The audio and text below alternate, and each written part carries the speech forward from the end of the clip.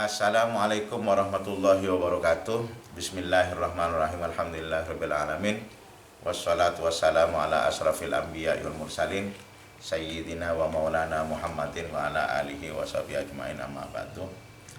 Adik-adikku yang sangat saya hormati dan yang terhormat, pemrogram mata kuliah tasawuf tradisional atau tradisi pondok pesantren sekarang ini masuk kepada mata kuliah yang ke-9. Tasawufnya tarekat Tijaniyah.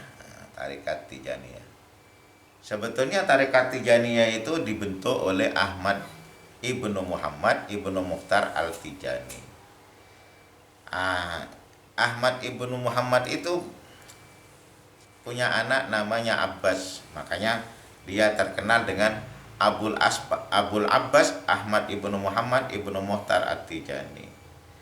Konon ceritanya silsilahnya Abul Abbas Ahmad bin Muhammad ini sampai kepada Hasan bin Fatimah binti Muhammad sallallahu alaihi wasallam. Adik-adikku, dia itu lahir di Hijaz, Aljazair, pada tahun 1150 Hijriah atau 1732 Masehi. Wafat meninggal dunia tahun 1231 Hijriah atau tahun 1815 Masehi. Tasawuf tarekat ini berkembang di Sudan, Maroko, Senegal.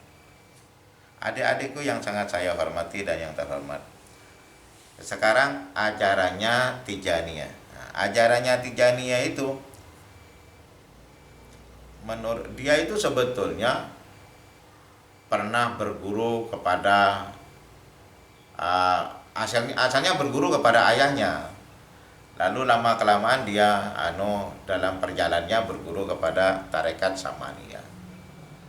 Nah, kemudian pada suatu saat dia bermimpi ketemu Rasulullah. Karena itulah ajaran yang diajarkan oleh Rasulullah itu aslinya al-fathuh, kunci. Apa kunci hidup itu? Al-istighfar was-shalawat. Jadi diajari istighfar. Jadi tarekat Tijaniyah itu objeknya itu bukan orang yang mencari suci.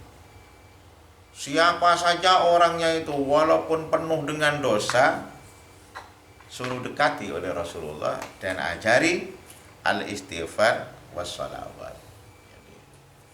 Berapa bacaannya istighfar dan sholawat itu? Istighfar itu adalah 100.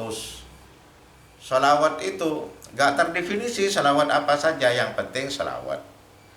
Tapi biasanya salawat yang berkembang ketika diajari Rasulullah itu salawat Jibril.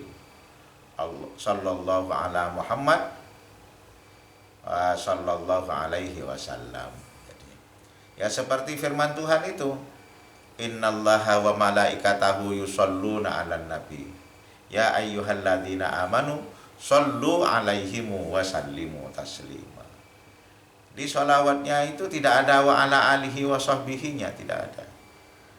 Karena sawat Jibril itu. Lalu apa yang dilakukan oleh At-Tijani? Tijani itu mendapat kewenangan dari Rasulullah untuk mentalkin umat manusia yang muslim walaupun penuh dengan dosa. Mentalkin apa? Ngajari apa istighfar dan sholawat itu. Ngajari istighfar dan sholawat. Setelah itu At-Tijani dikasih wasiat oleh Rasulullah. Kata Tijani itu, katanya Rasulullah, seluruhnya itu perantaranya itu ada saya, wasilahnya saya. Karena itulah gak usah atau buang tarekat-tarekat yang sudah kamu kenal. Kamu baca ini aja, kan. kamu lakukan pendirikan tarekat ini saja. Jadi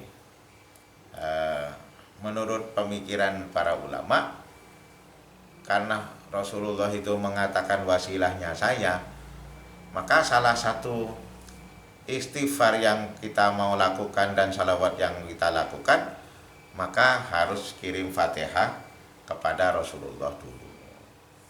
Dari khususan ila Rasulillah sallallahu Muhammad sallallahu alaihi wasallam Al-Fatihah. Jadi wasilahnya kepada Rasulullah sallallahu alaihi wasallam.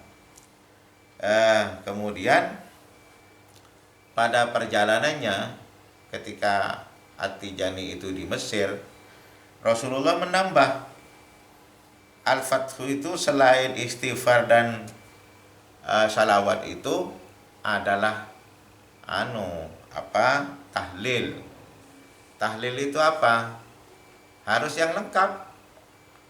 Karena syahadatnya lengkap. Syahadatnya itu kan 2. Anta syahada an la ilaha illallah wa anna muhammadar rasulullah. Karena itulah tahlilnya itu 2.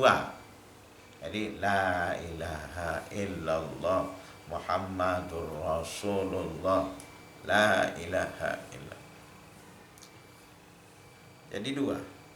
Nah, kenapa kok ini harus pakai tahlilnya 2? Karena kata Rasulullah itu la ilaha illallah itu vertikal, Muhammadur Rasulullah itu horizontal.